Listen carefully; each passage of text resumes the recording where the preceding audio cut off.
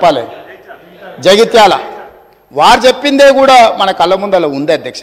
కాబట్టి దయచేసి తారక రామారావు గారికి నా సూచన ఒక్కటే, సరే పెద్దలు వారు రాలేదు, వారి అనుభవంతో మాకేమైనా సూచనలు ఇస్తారని ఎదురు చూసిన చీల్చి చెండాడుతా అంటే ఎందుకైనా మంచిదని బుల్లెట్ ప్రూఫ్ జాకెట్ కూడా తోడుకొని వచ్చినాం అధ్యక్ష.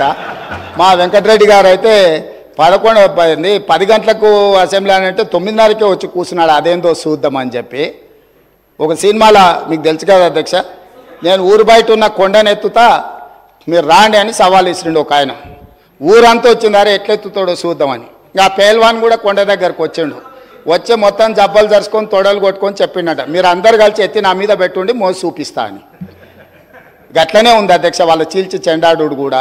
కాబట్టి దయచేసి ఇప్పటికైనా సబ్జెక్ట్ ఇప్పటికైనా ప్రభుత్వం అధ్యక్ష ఈ ప్రభుత్వం విధానపరమైన నిర్ణయాలు తీసుకుంటుంది, ఈ ప్రభుత్వం పాలసీలు తీసుకొస్తుంది, ఈ ప్రభుత్వం రైతు పాలసీ తీసుకొస్తుంది, అంటే వ్యవసాయ పాలసీ తీసుకొస్తుంది, ఈ ప్రభుత్వం స్పోర్ట్స్ పాలసీ తీసుకొస్తుంది, ఈ ప్రభుత్వం ఆర్టిఫిషియల్ ఇంటెలిజెన్స్కు సంబంధించిన పాలసీ తీసుకొస్తుంది, ఐటీ అండ్ ఇండస్ట్రీస్ పాలసీ తీసుకొస్తుంది ప్రభుత్వము, ఎనర్జీ పాలసీ తీసుకొస్తుంది ప్రభుత్వము.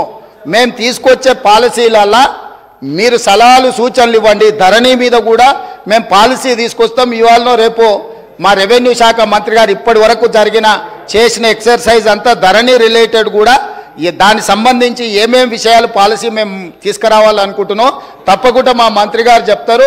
వారు కూడా ఏమైనా సలహాలు సూచనల అనుభవం ఉంటే వారిని ఉపయోగించాల్సిందిగా 2 గంటలు తీసుకున్నారు అధ్యక్ష. 2 గంటలు సరిగ్గా 2 గంటలు మాట్లాడినారు.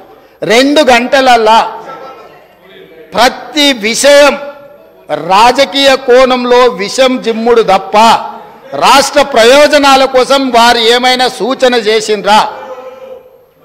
ఇట్లా ఉంటే ప్రజలు అక్కడ కూడా ఉండనియరు అధ్యక్ష. కాబట్టి ఇప్పటికైనా ఏమైనా సూచనలు చేస్తే తప్పకుండా, ఎందుకనంటే వాళ్ళు 10 years ప్రభుత్వంలో ఉన్నారు, తెలంగాణ స్థితిగతులు ఆర్థిక వనరులు వాళ్ళకి తెలుసు కాబట్టి డెఫినెట్గా వాళ్ళ ఎక్స్పీరియన్స్ నుంచి రాష్ట్రానికి ఏదైనా ప్రయోజనం ఉంటే డెఫినెట్గా తీసుకుంటాము. చివరిగా ఒకటే ఉదాహరణ, 95 నుంచి 2004 వరకు చంద్రబాబు నాయుడు గారు కొన్ని విధానాలు తీసుకొచ్చాడు. 2004లో కాంగ్రెస్ పార్టీ అధికారంలోకి వచ్చిన తర్వాత చంద్రబాబు నాయుడు గారి మీద కోపంతోనో ఇంకొకరి మీద కోపంతోనో ఆ విధానాలని మార్చలేదు అధ్యక్ష. వాటిని ఇంకా పెంపొందించి విస్తరించి ప్రణాళికబద్ధంగా దాని మీద మెరుగైన విధానాలు తీసుకొచ్చి అభివృద్ధి చేసింది కాబట్టి హైదరాబాద్కు మెట్రో వచ్చింది, హైదరాబాద్కు ఔటర్ రింగ్ రోడ్ వచ్చింది, హైదరాబాద్కి అంతర్జాతీయ ఎయిర్పోర్ట్ వచ్చింది, హైదరాబాద్కి ఐటీ కంపెనీలు వచ్చినాయి, హైదరాబాద్కు ఫార్మా కంపెనీలు వచ్చినాయి, హైదరాబాద్కి గోదావరి జలాలు వచ్చినాయి.